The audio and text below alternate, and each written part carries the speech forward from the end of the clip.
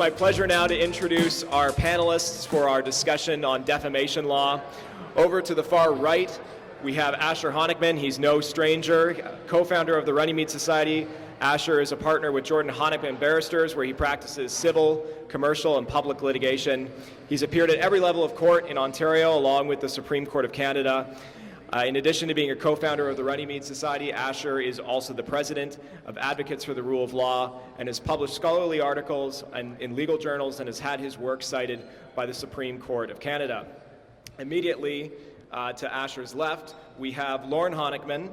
No, that is not a coincidence. Lorne is, in fact, Asher's father, so we do have two Honickmans here today for the price of one, so we're really getting our money's worth. Lorne is one of Canada's top legal experts in defamation law. He practices for both plaintiffs and defendants in the complicated world of libel law, and he's regularly called on to assist his clients to have defamatory information removed from social media and on other internet sites. He's acted in breach of privacy issues and misappropriation of personality cases. And to my knowledge, Lorne and I were speaking about this before the panel, you were really the first legal analyst in Canada. Before your career as a lawyer, you were, of course, a reporter for City TV and one of the first to seriously cover legal issues in Canada. Let me give him the microphone. He prefers the mic. Yeah, that is correct. Yeah, it was in a whole other career, and it's something that when you make the turn from journalism to reporting, it's a hard turn. Yeah, very good. And then, of course, again, to my immediate right, someone who's no stranger to the Runnymede Society, Adam Goldenberg, who is a partner in the litigation group at McCarthy-Tatro. His trial, appellate, and arbitration practice focuses on commercial and public law disputes. Adam has litigated before judges and arbitrators across Canada, including in courts in Ontario, British Columbia, Alberta, Saskatchewan, Manitoba, New Brunswick, and the federal courts. He's been counsel in more than 20 appeals before the Supreme Court of Canada. So we're very excited to have our panel of experts here joining us today for what we hope will be and expect will be a very practice-oriented session on defamation law. So with that, I'm going to dive right in, and I'm going to start with a very practical question, which is to discuss the practicalities of bringing a defamation claim in 2024. So what steps, gentlemen, do litigators need to take to protect their clients' interests regarding of whether they're acting and representing plaintiffs or defendants? Well, thanks, Chris. So defamation's probably one of the more, well, not probably, it is one of the more technical areas of law. It's an area of law where the Supreme Court has said that pleadings matter more than in other areas. So whether you're on the side of the plaintiff or the defendant, the way you plead your case is really important in defamation law. And I would say especially with respect to what you say are the defamatory meanings. And that's a big issue in defamation law generally. It's not just what the words say in their plain meaning, it's what they mean in their entire, very specific context, what they meant coming out of the mouth of the person who spoke them, the pen of the person who wrote them, etc. And many defamation cases turn on what was actually meant by the defamatory words. And oftentimes defendants, their main defense will say, well, sure, I said that, but I didn't mean what you say I meant. And we're going to be talking about Hansman and Neufeld. That was an issue in Hansman and Neufeld. What does it mean if you say that someone has committed hate speech? Are you saying that they have said something hateful, or are you actually accusing them of a criminal offense? And you can have entire defamation cases that rise and fall on that. So if you're acting for the plaintiff in that case, you better plead that what has been said is that someone has committed a criminal offense, and if you don't do that, you're committing malpractice. Didn't take long to drop the M word, in the first 5 minutes of a panel. So thank you, everybody, and thank you to the Runnymede Society. We will help you not commit malpractice in the course of this panel. Before I begin, I just want to let all of the students in particular in the room know, and younger lawyers, that if you're interested in taking your experience in the Runnymede Society, broadening it to experience of public policy in Canada generally, there's a fellowship program called the Action Canada Fellowship, of which I'm an alumnus, that has applications open until March 11th. It's a fabulous program. It will take you across the country. Your perspective is one that the fellowship very keenly needs, and you should consider applying. The information is at actioncanada.ca. To answer Chris's question, I'll make 2 points. The first is that if you're acting for a plaintiff, you have to be mindful of the notice requirements under, in Ontario, the Libel and Slander Act. There are similar legislative provisions in other provinces. In Ontario, a plaintiff has 6 months from the time they learn of a defamatory statement to give notice to the defendant. Sorry, 6 weeks, excuse me. Wow, speaking of malpractice. We'll edit that out in the recording. We'll edit that out, yes, please, big asterisk. 6 weeks from the time you learn of a defamatory statement in order to put the defendant on notice. And that often is where defamation claims end. The demand is made for a retraction and apology, and oftentimes the defendant decides that it's not worth the candle and they'd rather just move on with their lives and provide whatever relief they can agree with the plaintiff to provide in order to avoid the issuance of a claim. The second point, which is a bit of an asterisk of my own on what Asher said, I subscribe to everything he just mentioned about the technicalities of pleading defamation. There have been some loosenings of those rules in recent years as the defamation pleading standards have been brought into line with the more liberal pleading standards that our courts have applied more generally. So there's a 2022 decision of the Court of Appeal for Ontario called PMC York Properties. And we actually sought leave to appeal to the Supreme Court of Canada in this case, and our application was dismissed. So this is the last word in Ontario, in which the court says that when applicable, the modern flexible approach does not always and necessarily require exact particulars of the alleged defamation, namely the exact words published, the exact dates and times of publication, or the exact names of the recipients of the defamatory words. And here's the important part: pleading the gist of the defamatory words, specifying the time span of publication, and identifying without naming the specific recipients of the defamatory words may be sufficient at the pleading stage. So we've seen a trend in the defamation case law away from the highly technical, highly precise pleading standard that historically has applied at common law and that still applies in other jurisdictions toward the more liberal standard that is now the law in Ontario. Yeah, Lorne, can you pick up on that theme there, and specifically on this point about particularity when it comes to drafting pleadings? And Adam has just spoken to the liberalization in this area of the law, but on the flip side, what are the risks if there isn't sufficient particularity in pleadings that claims will be struck out or dismissed? And I'll get to that, Chris. Just before I do, I think it's important to step back here because the question is talking about what happens when you want to initiate the action, what you want to make sure is in the pleading, etc. But I think a bigger and a more important fundamental question as a practitioner now, when someone comes into the office or calls you, emails you, whatever it may be about a potential defamation action, the question I ask right away is, are you sure you want to go down that road? That before, because things are completely different today than they were 30 years ago. And I picked 30 years ago because it was 29 years ago that Hill and Scientology came out. And Hill versus Church of Scientology is what called the seminal case. And the late Justice Corey gave us some of the most eloquent dicta about the reputation of a person and why defamation law is so important. Let me just read you one thing here, because I think it's important to put this into context, because this is long before the dissemination of defamatory information as it happens today, when it was happening that day. In that day, it was a CTV newscast, reached that population. Justice Hill, who ended up becoming Justice Hill, had a wonderful career. He was a Crown attorney at the time. He was defamed on the court steps of the courthouse by another lawyer that he allegedly was in contempt of court. Without going into all the details, the Supreme Court of Canada upheld damages that were enormous with respect to, it was over $1 million in damages.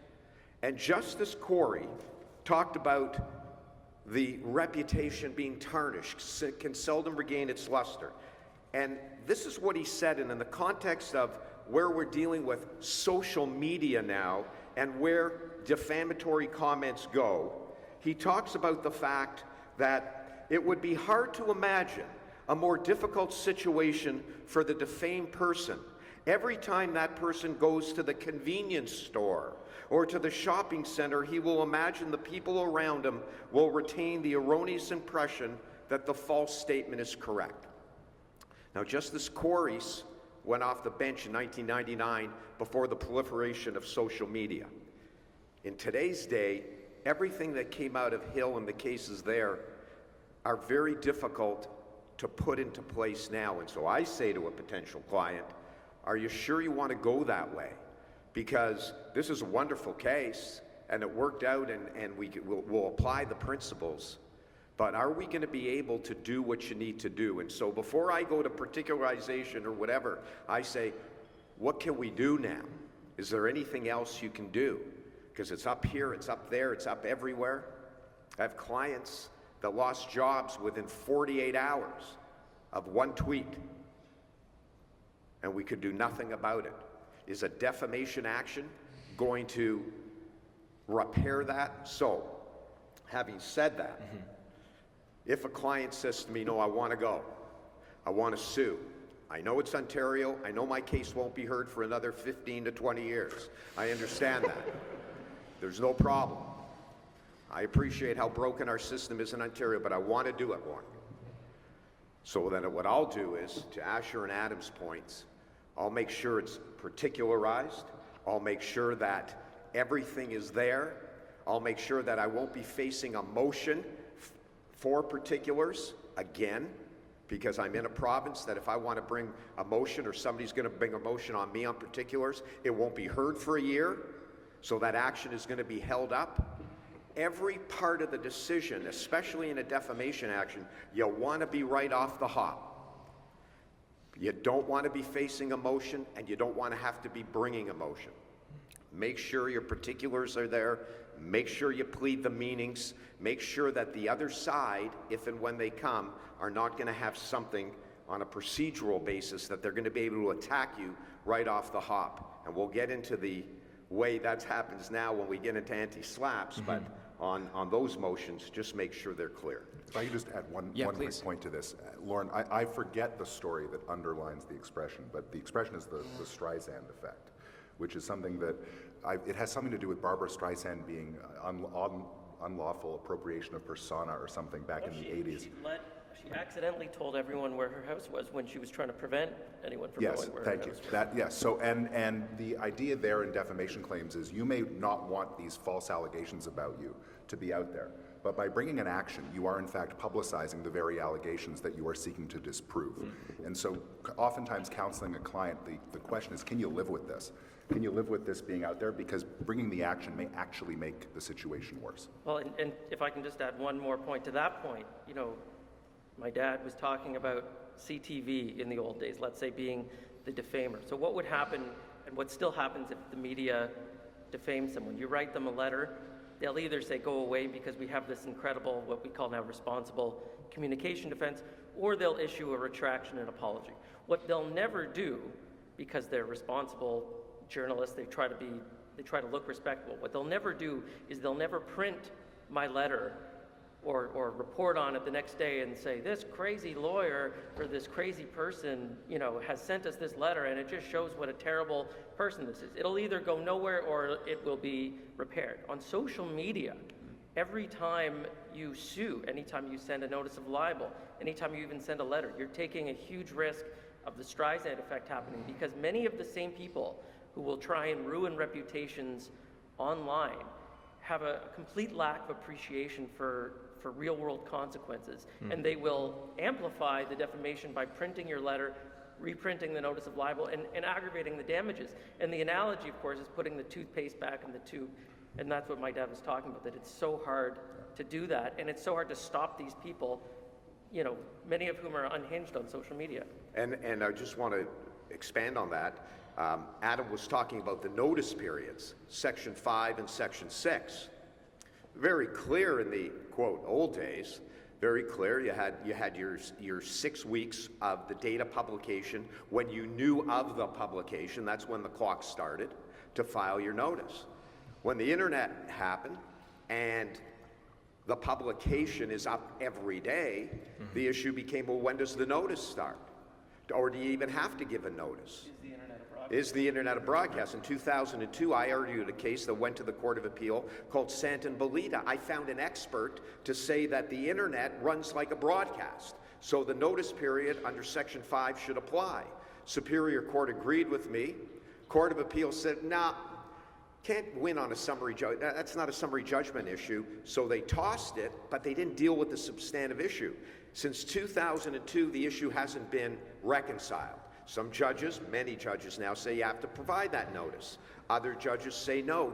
So that's another problem. And just one other point about what happens today, what Asher just said about if you send a letter to the defamer and you say this, this, and this, you have, please take it down, the usual, if you don't do it letter, this is what we're going to do letter.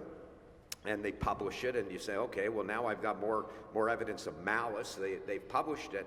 But what the client wants is, can you get it down, Lorne? Can you get that down? Like that, I just need it down.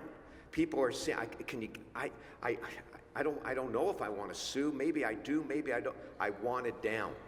And that's the hardest part of practicing defamation law today.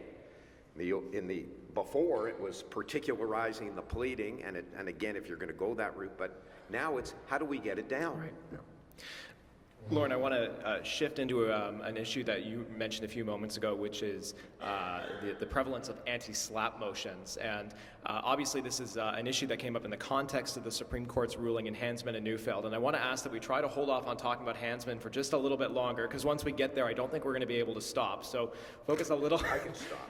Focus a little bit on the actual practicalities of anti-SLAPP motions. So for background, for those who aren't aware, Ontario introduced anti-SLAPP legislation in 2015. The basic idea behind the law being to offer protection for vulnerable defendants from well-funded plaintiffs who would attempt to squelch legitimate public expression through defamation claims. So Asher, maybe we'll start with you on this one. Do you think the legislation has lived up to that intention? No. No, I mean... Can you elaborate on that? No. I think the legislation has some good elements to it and some elements that now, almost 10 years later, demonstrate that it really needs to be reworked. So some of the problem is how the legislation is written, and we can get into that, and we will get into that in the discussion of Hansman. Some of it is how it has been interpreted. So just to, explain this to everyone who maybe isn't familiar with anti-SLAPP. So basically, at the beginning of a defamation action, and it's supposed to be early on, if you're the defendant, you can bring a motion to have the whole case thrown out on the basis that the action is what we call a SLAPP. But the legislation doesn't say throw an action out if it's a SLAPP. There's a whole test you have to meet, and SLAPP means strategic litigation against public participation. And so basically what you're doing when you're going to court at that point, you're saying even based on a very narrow evidentiary record, Judge, you can throw this case out now because it doesn't meet the test. And the first thing you have to demonstrate, and it's this great term that comes up in all these other contexts, you have to show that this is on a matter of public interest, that the expression's on a matter of public interest. That should be a high hurdle to meet. And if we were in the United States or Australia or New Zealand, where they actually give some meaning to the term public interest, it would be a high hurdle. But our Supreme Court, in its infinite wisdom, has said that public interest is an extremely broad term that covers any matter that broadly concerns the public. And the problem is you can define public interest, you can define the matter rather, at any level of generality. And so you can have a case, for example, and this isn't just a hypothetical, this is from a real case where someone, let's say, was defamed as harassing a woman.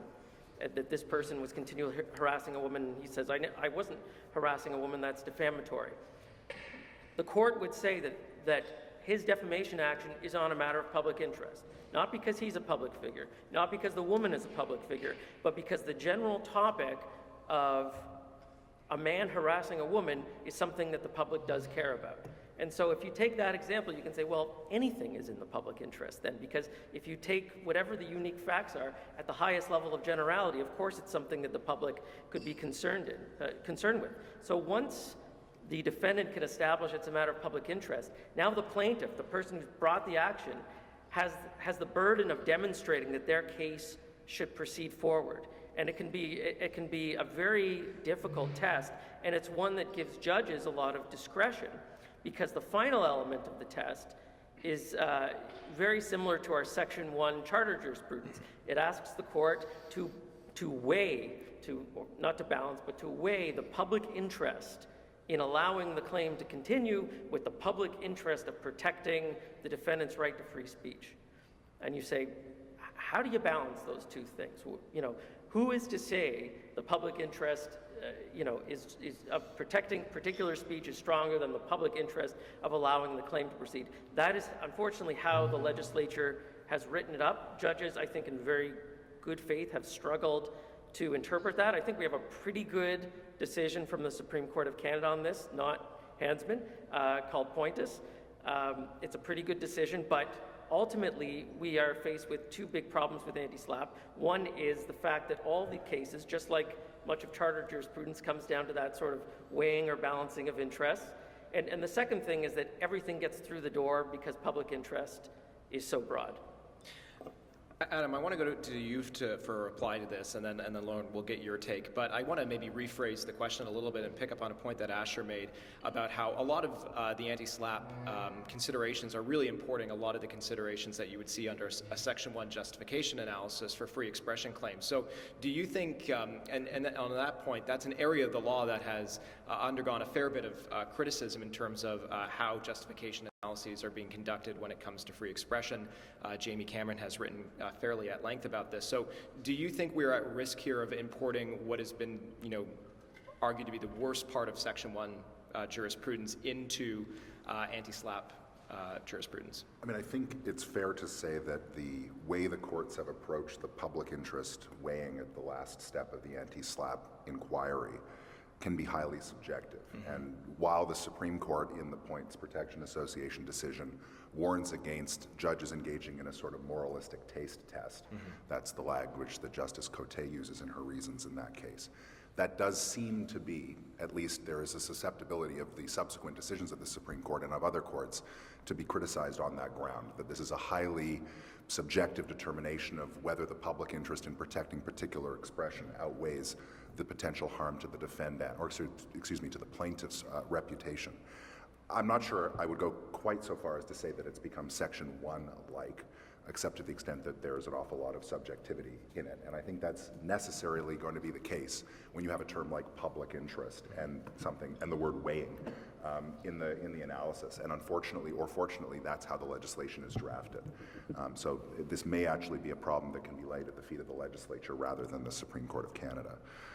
With respect to the first step of the test, I entirely agree with Asher. I think that the anti-SLAPP legislation has done what it was supposed to do. If you say something critical of a large corporation about its products or something on a consumer protection issue, and they turn around and sue you for defamation, you are going to have a very strong anti-SLAPP application to get that claim dismissed. It does that. That's sort of all it was supposed to do, though, this legislation. The problem is that it does a whole lot more. It has come to do a whole lot more work in the law of defamation, work that otherwise could be done by summary judgment motions, work that could otherwise be done by other procedural motions, such that the entire analysis seems to now be front-loaded into what is supposed to be a summary procedure. I do think, though, that we're going to see courts in Ontario and British Columbia and Quebec, which has similar legislation, start to dial back the breadth of the interpretation of the concept of public interest in that first prong. So I recently did a case in Northern Ontario in which we won on the first step of the test. We convinced the judge that the expression at issue, and we're going to talk about the Rainbow Alliance case later, was not expression, the action did not arise out of expression on a matter of public interest. There's also a recent decision from the Court of Appeal last year, a case called Echelon Environmental. This is a case that arose out of anonymous reviews posted on Glassdoor.com, complaints by employees about this employer. And the employer sued for defamation, or they sought to get production from Glassdoor as the publisher of these allegedly defamatory comments. And I should say my firm represented Echelon Environmental, which is the plaintiff, but I had no involvement in the case, and I'm not speaking for anyone but myself. But the Court of Appeal in that case upheld the motion judge's determination that the expression did not arise on a matter of public interest, because, and these are the Court of Appeals words, these were complaints that, while anonymous, reflected a private dispute with no real impact on others. The respondent company was not engaged in providing services to the public, it was providing specialized services to a small number of customers. So that would support, I would say, the scenario that Asher was describing about someone alleging harassment between two private individuals. That would support the argument that that is a private dispute between two private individuals.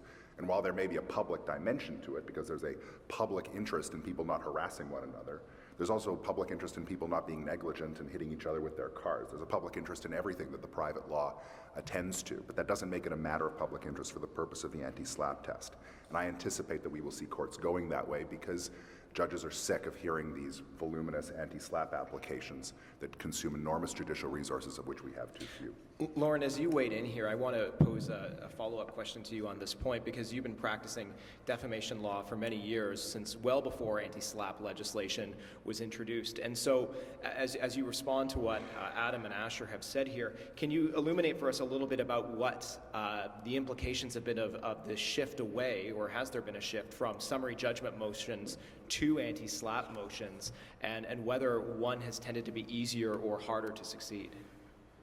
Right now, Chris, everything is anti-SLAPP on a first conversation at the early stages. So anti-SLAPP now has really ruled the day in the context of defamation litigation, whether you have a plaintiff or a defendant, whether if you're going to bring a defamation claim, you're warning that potential client that they're probably going to be facing an anti-SLAPP motion. If you're representing a defendant, you're looking at it immediately as to whether or not you can bring the anti-SLAPP motion. So everybody is looking at that now as the very first process, and basically you're now almost gauging your strategy going forward as to whether or not the anti-SLAPP regime, you're going to either survive it or you're going to be able to get rid of a claim. Now, having said that, I just want to comment something about what you just said, Adam, about that case dealing with the issue of public interest. I would hazard a guess, I haven't done the analysis, that case would go into that famous few and far between, because most of the cases, being able to show, especially that first stage, so it's that tennis game, in an anti-SLAPP motion, the defendant has to show that their expression was on a matter of public interest. It then flips to the plaintiff, who has to show the claim has merit, there's no valid defenses, and then you do your big weighing at the end. Most of the time, the defendant is able to show that off the hop. And to Asher's point about importing Section 1, it's almost like pressing a substantial objective under Section 1. Nobody loses it. I'm sure you can give me a case where it was lost on pressing it substantial, but most of the time you're into the other parts of the Section 1 analysis. Anti-SLAPP came out of this report from 2010, advisory panel report to the Attorney General. I can tell you what's happened doesn't look anything like the report. They talked about public participation. The legislation, the purpose is to expand democratic benefits of broad participation in public affairs, reduce the risk of such participation will be unduly hampered. Anti-SLAPP is used everywhere right now. So I think that from a practitioner's point of view, you have to be very, very vigilant to make sure that any client knows that that claim, either the one they're bringing or the claim that they've just been served on, could end up in an anti-SLAPP motion. And Chris, to your point and your question, it's much easier to bring the anti-SLAPP now, for many reasons, summary judgment. The problem, Adam, to your point about the weighing of the harm, is the harm aspect, which is normally coming at the beginning of the litigation. I mean, the litigation talks about, the section talks about bringing the motion within 60 days. I don't know any anti-SLAPP motion in this province that made it to court within 60 days. 60 months, but not days. So the harm becomes almost impossible for the plaintiff to show, other than the usual harm and defamation actions, which damages are large. You don't really have to show harm. That's sort of the law that has gone through time. But many courts, and this is where all of these cases fall off the rails and the judges are different, what evidence do you have to show if you're a plaintiff? Do you have to show, oh my goodness, there you go, it came out, I lost my job? That's easy. Other people, there's no real harm, financial harm at the point. So what harm, how do you balance that harm if you don't have the real evidence that you lost money, you lost your job, etc.? That's part of the difficulty in arguing these and then getting into that balance argument, because you don't really have the harm except the general damages, and that becomes very, very difficult to litigate. We're going to get to Hansman. I have one more pre-Hansman question, and then we'll get into to the Hansman discussion. But just, again, sticking on this theme of the practicalities of defamation, practicing defamation law, when we're thinking about anti-SLAPP motions, what are some of the cost considerations that litigators need to be mindful of when they're either bringing or responding to an anti-SLAPP motion? So the cost consequences can be massive for two reasons. One, as Adam was pointing out and Lorne was pointing out, these things can take on a whole life of their own. They can become like trials. They can take up so many judicial resources. You can get easily into 6 figures in costs on both sides. You get 6 figures? No, I don't, but Asher doesn't wake up for less than 6 figures. No, I was just going to say, wow. The issue, though, is that, and this speaks to what Adam was saying, the purpose of anti-SLAPP, the real purpose of it, was to stop slaps, true slaps. And what the true slap is the big company, call them Squalmart, and there's some employee there who leaves and well, let's not call it Squalmart, Employee says... Asher's associates are running conflicts quickly in the back of the room. There you go. Employee gets fired from big company. Employee says this company that sells sandwiches puts rat poison in their sandwiches or something, and I know because I was handling it, and the company sues him, and now it's literally David fighting Goliath. And so what the Ontario legislature has said is that, well, since we have David fighting Goliath, let's give David as much help as we can.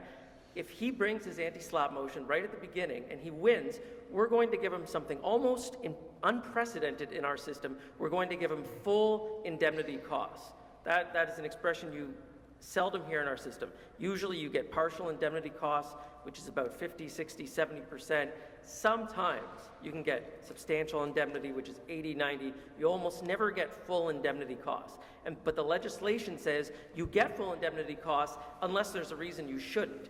So again, for a defendant bringing a motion, and this is another reason why the motions have become so pervasive, there's almost little downside, because if you win, you're going to get probably 100% of your costs or pretty close to it. And if you lose, conversely, the plaintiff, if their action's allowed to proceed, they might get no costs, or they might get partial indemnity costs, but they might get nothing. So the whole legislation is really not biased, but it is definitely slanted towards defendants recovering costs, and that, with respect, is a huge problem, because you can imagine that many defamation actions, it can be the defendant himself or itself can be a large company sometimes, right? So the defendant can be the defamer, and the plaintiff can be a small person. The plaintiff can be I'm confusing myself, but basically you can have a situation where the defendant is a large company. They don't need the cost protection. They have a ton of resources, but they're bringing an anti-SLAPP motion now, and they are getting their full indemnity costs from someone else who can't afford it. So I think we're all agreeing that the legislation has lived up to its, the narrow purpose it was supposed to achieve, but I think where we're all also agreeing is that it has gone way beyond that purpose. Yeah, the one point I would make on this, there's another recent decision of the Court of Appeal for Ontario. It's called Park Lawn Corporation. It's a 23 decision of Justice Peppel, in which the court concludes that as a guideline, the costs of an anti-SLAPP motion should generally not exceed $50,000 on a full indemnity basis, which of course they do. I mean, if I'm doing your anti-SLAPP motion, it's going to cost you more than $50,000.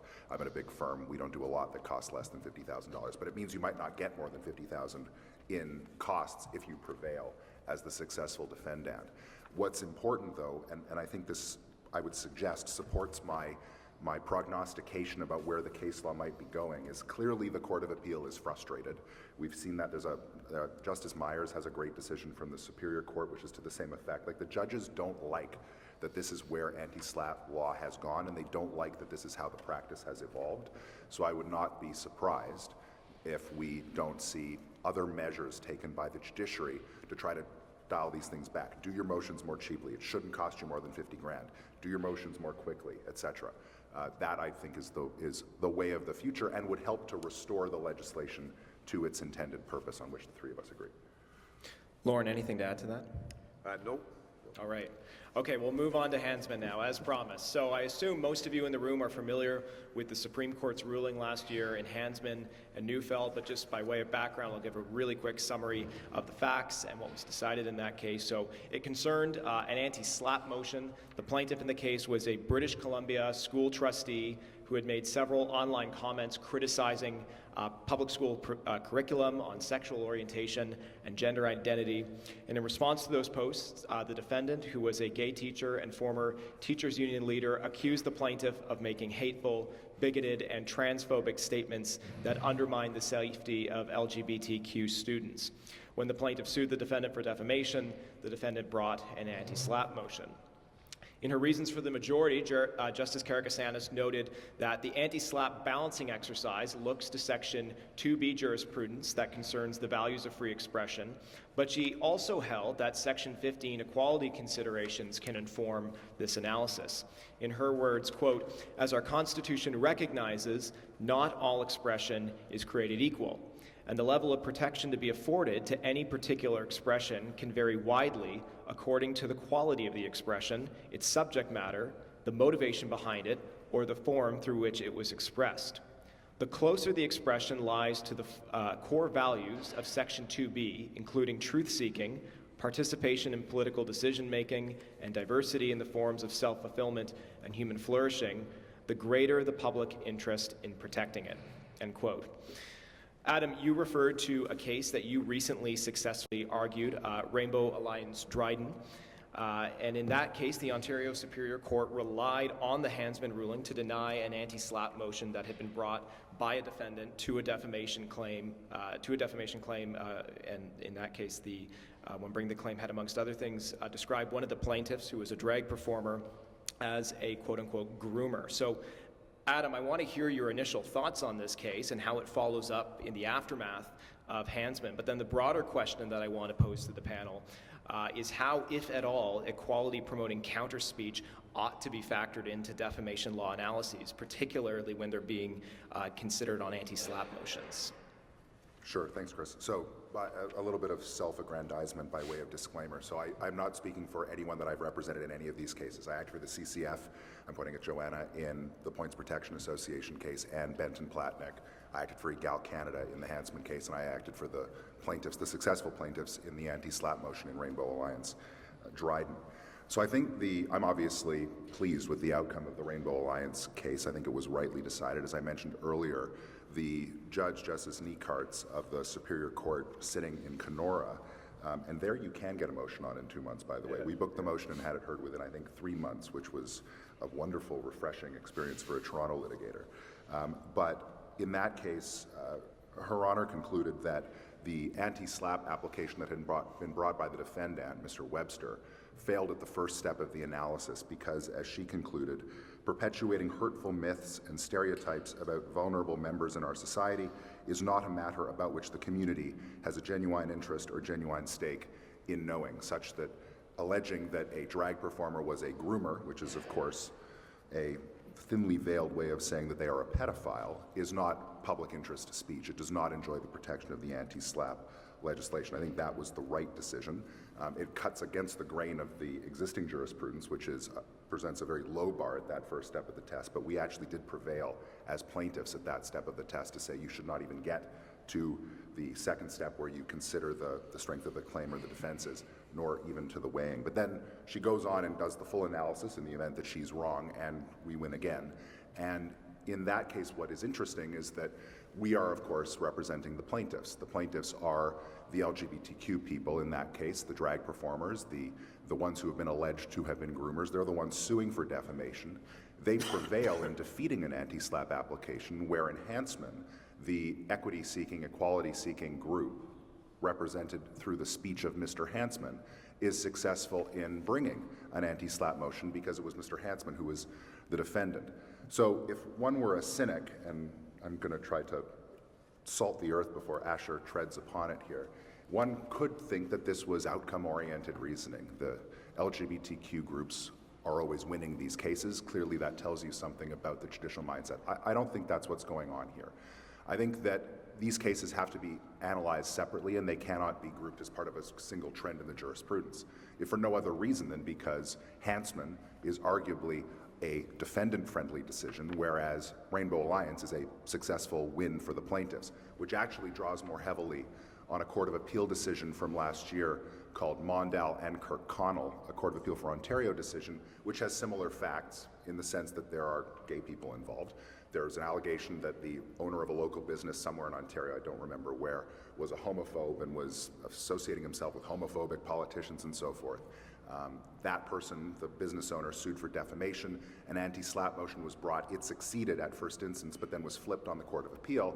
And Justice Huscroft, in his reasons, provides guidance on how to do the second step of the test, measuring whether there are grounds to believe that there's no viable defense and so forth.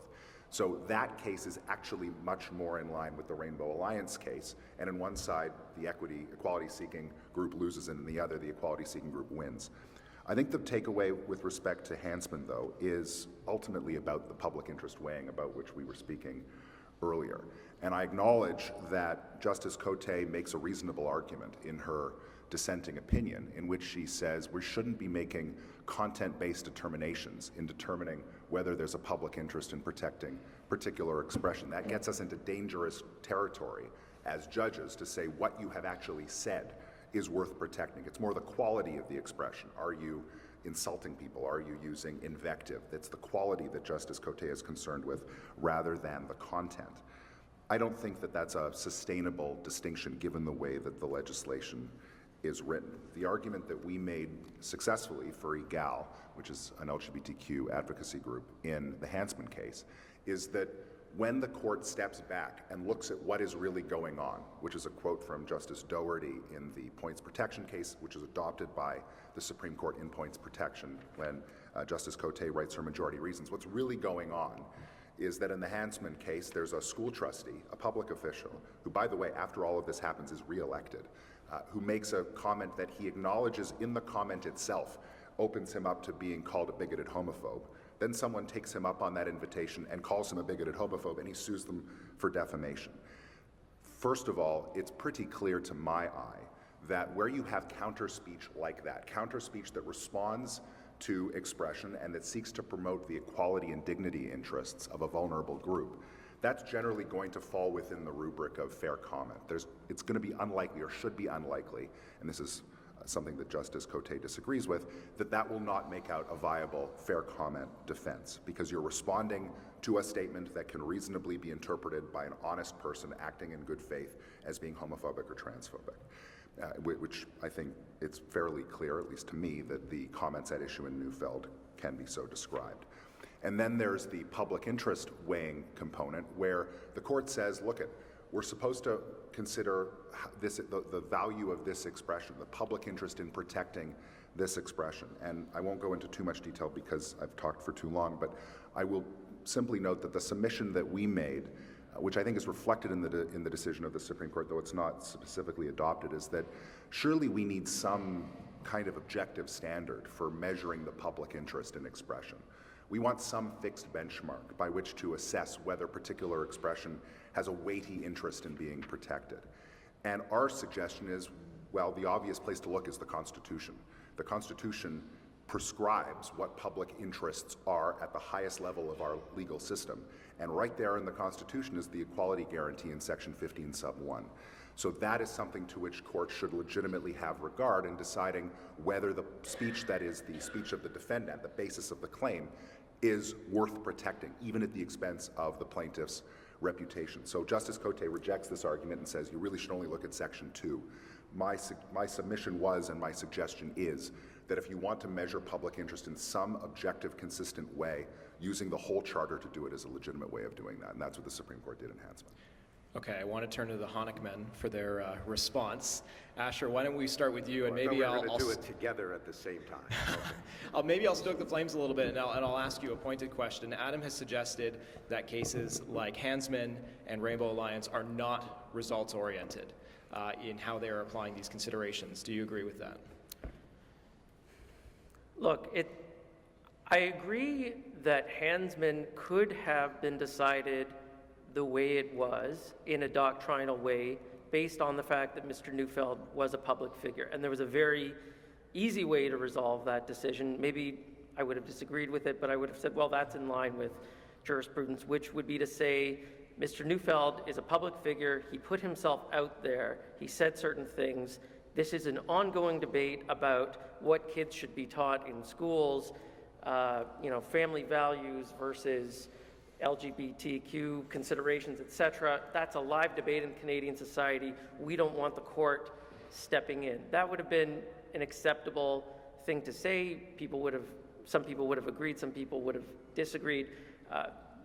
The problem is the court went well beyond that, and it inserted itself into the debate, and it talked about counterspeech not only in the sense that an issue is out there and that it's being discussed, but that counterspeech reflecting a certain view is of a certain value. And I think we should be able to reach the exact same result in that case if you switch the facts. And the reason why I'm concerned that Hansman is results-oriented is that if you switch the facts in that case, I think the result changes. So let me give you an example. Let's say Mr. Neufeld is very progressive, and he's saying, I don't like our education system because it's still teaching heteronormative ideas, and it's still privileging, heteronormative families and everything like that.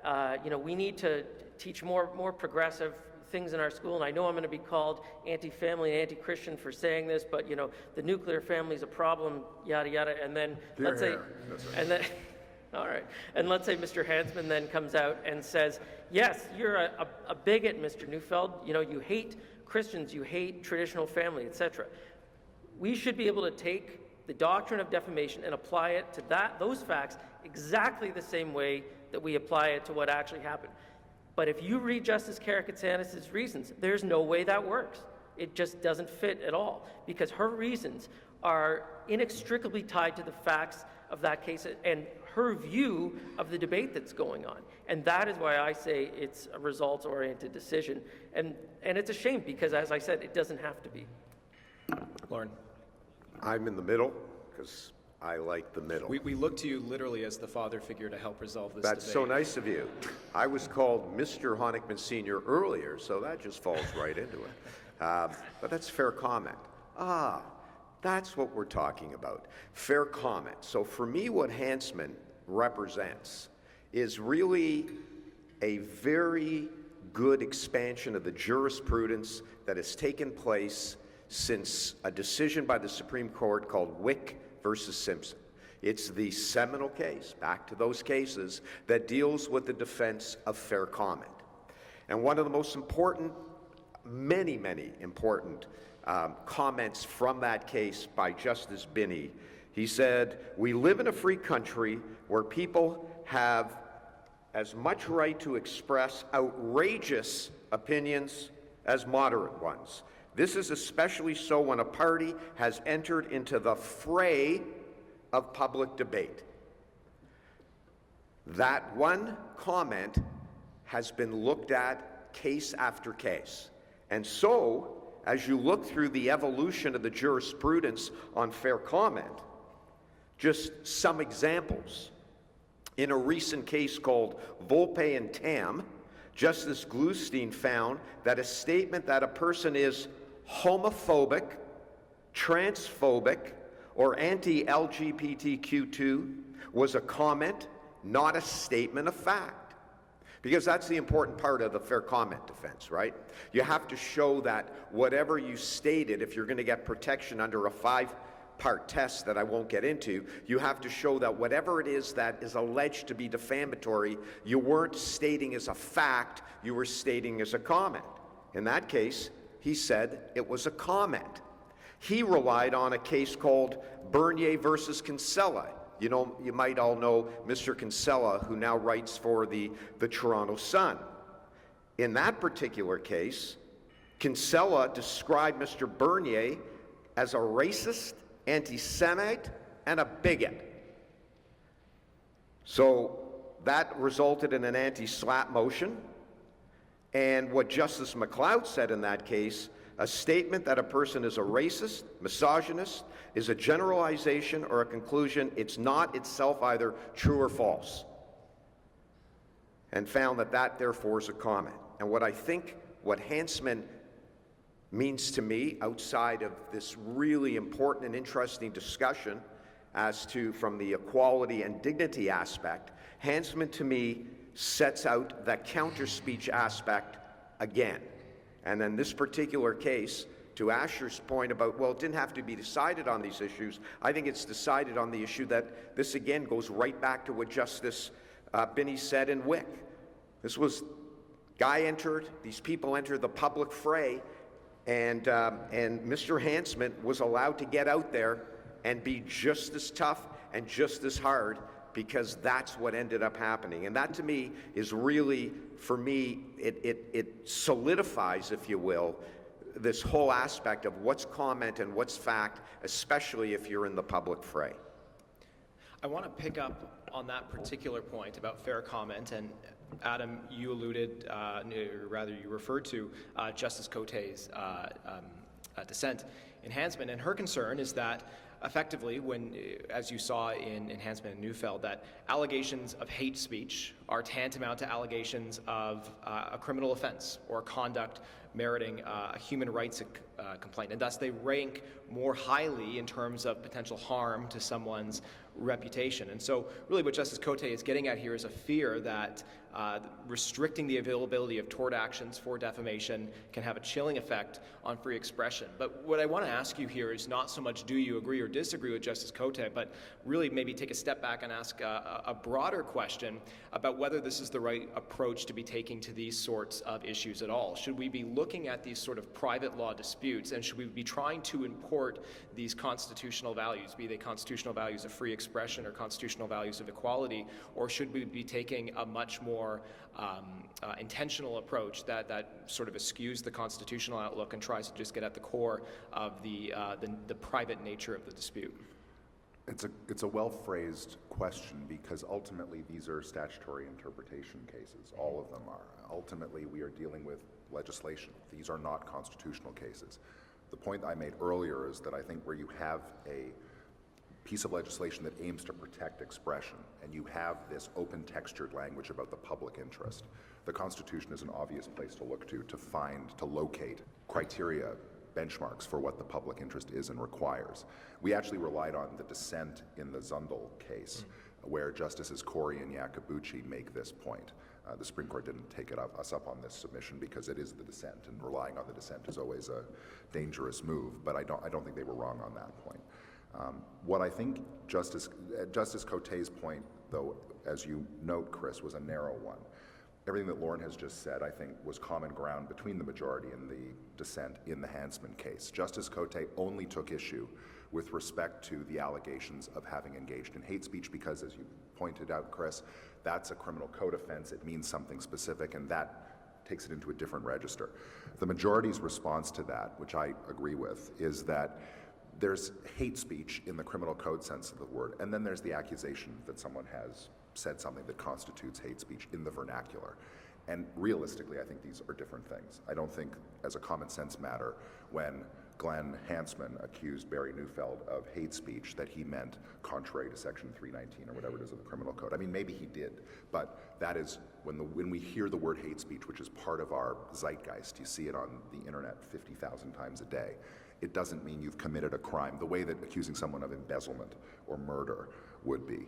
And part of that is because of the nature of the criminal offense of hate speech. It's about the interpretation of words, which is slippery, which is uncertain or difficult to define precisely or objectively, which is why there's a high threshold for the criminal code offense.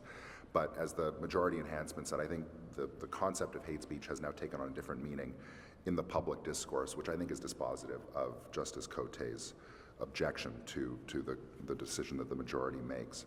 The one thing I would say, though, is, and I think, by the way, the same would apply in the hypothetical that Asher described. The way the Supreme Court's decision enhancement is written, there's this part about counter speech, and then they move to Section 15 of the Charter and start talking about the marginalization of trans folk in Canadian society, which was important, by the way, because the Supreme Court had never said that before.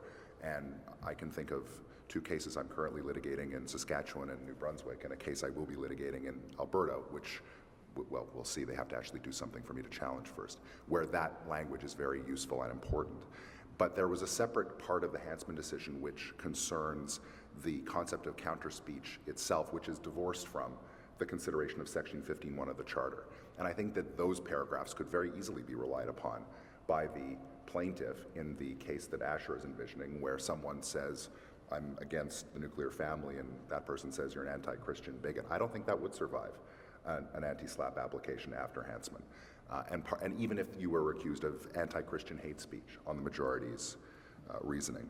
And frankly, this comes back down to what I think ultimately is at the core of the Hansman decision and this concept of the chilling effect, which was a big part of the Court of Appeal for British Columbia's decision, where they said we should be concerned about chilling those who share Mr. Neufeld's views from expressing those views because they will get aggressive backlash. They'll be called homophobes and bigots and things, and that's bad.